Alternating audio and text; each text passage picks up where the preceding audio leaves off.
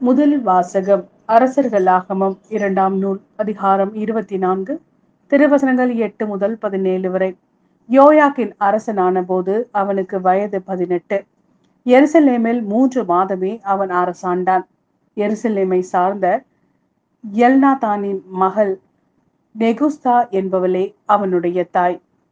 யோயாக்கின் தன் தந்தை செய்த அனைத்தின்படியே ஆண்டவரின் பார்வையில் தீயதெனப்பட்டதை செய்தான். அக்காலத்தில் பாபிலோனிய மன்னன் நெபுகத்நேசரின் படைவீரர் எருசலேமின் மீது படையெடுத்து வந்து நகரை முற்றுகையிட்டனர். அப்பொழுது பாபிலோனிய மன்னன் நெபுகத்நேசரும் வந்து நகரை முற்றுகையிட்டிருந்த வீரர்களோடு சேர்ந்து கொண்டான். எனவே யூதாவின் அரசன் யோயாக்கினும் அவன் தாயும் அவன் அலுவலர்களும் தலைவர்களும் அதிகாரிகளும் பாபிலோன் மன்னனிடம் சரணடைந்தனர். அவனை பாபிலோன் மன்னன் தான் ஆட்சியேற்ற 8ஆம் ஆண்டில் சிறைப்படுத்தினான். பின்பு அவன் ஆண்டவரின் இல்லத்திலும் அரண்மனையிலும் இருந்த செல்வங்களை எல்லாம் எடுத்து சென்றான். ஆண்டவர் உரைத்த வாக்கின்படி ஆண்டவரின் இல்லத்தில் இஸ்ரேலின் அரசர் சாலமோன் செய்து வைத்திருந்த எல்லா பொன் கலன்களையும் துண்டு துண்டாக்கினான்.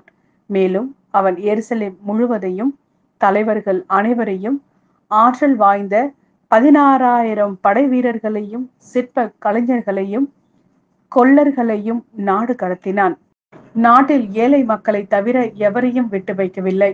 மேலும் அவன் யோயாக்கினையும் அரசனின் தாயையும் மனைவியரையும் அவனுடைய அதிகாரிகளையும் நாட்டின் தலைவர்களையும் எருசலேமிலிருந்து பாபிலோனுக்கு நாடு கடத்தினான். மேலும் வலிமை வாய்ந்த 7,000 பேர்களை கொண்ட முழு படையையும் போர் திறனும் உடல் ஆற்றலும் கொண்ட 1000 தச்சர்களையும் கொத்தர்களையும் அவன் சிறைப்படுத்தி பாபிலோனுக்கு கொண்டு சென்றான்.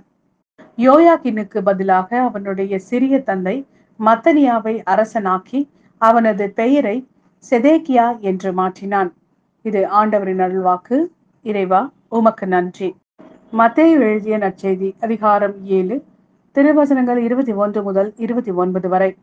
என்னை நோக்கி ஆண்டவரே ஆண்டவரே என சொல்பவரெல்லாம் விண்ணரசிற்குள் செல்வதில்லை, மாறாக விண்ணுலகில் உள்ள என் தந்தையின் திருவுளத்தின்படி செயல்படுபவர்களே செல்வர். அந்நாளில் பலர் என்னை நோக்கி ஆண்டவரே ஆண்டவரே, உம் பெயரால் நாங்கள் இறைவாக்கு உரைக்கவில்லையா? உம் பெயரால் பேய்களை ஓட்டவில்லையா?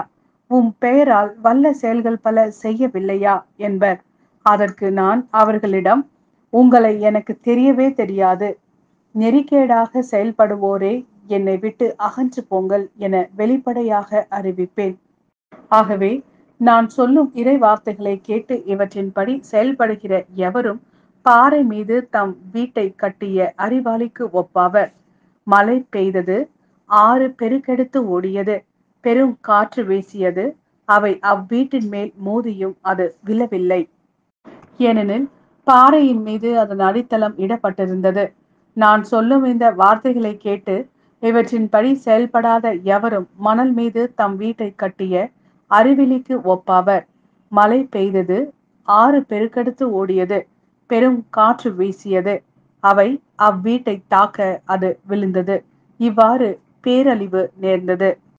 இயேசு இவ்வாறு உரையாற்றி முடித்தபோது அவரது போதனையை கேட்ட மக்கள் கூட்டத்தினர் வியப்பில் ஆழ்ந்தனர். ஏனெனில் அவர்கள் தம் மறைநூலில் அறிஞரை போலன்றி அதிகாரத்தோடு அவர்களுக்கு அவர் கற்பித்தார்.